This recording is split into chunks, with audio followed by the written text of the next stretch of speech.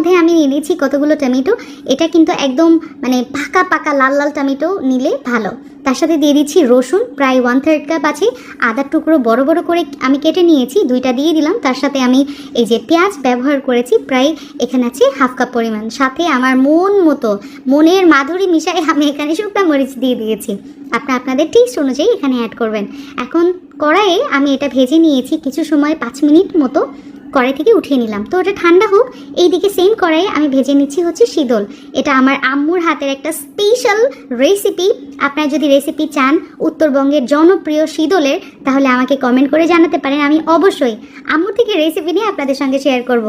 আপনাদের সাথে কথা বলছিলাম আর শীতলটা কিন্তু কড়াইয়ে ভেজে আমি পরিষ্কার পানিতে ধুয়ে নিয়েছি, আর এটাটা মানে ছিলকাটা ছিলে ফেলেছি। আর এখন ব্লেন্ডার জারের মধ্যে সবটুকু নিয়ে নিয়েছি সব কিছু।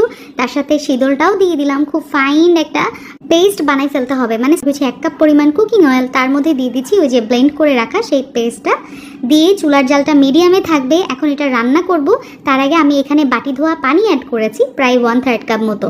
1 চা চামচ মতো জিরা গুঁড়া এবং লবণ লাগছে প্রায় 2 চা চামচ। তো আপনার একদম তেলের ওপর আচারটা চলে আসবে এরকম, তাহলে এটা আপনি অনেক দিন সংরক্ষণ করতে পারবেন।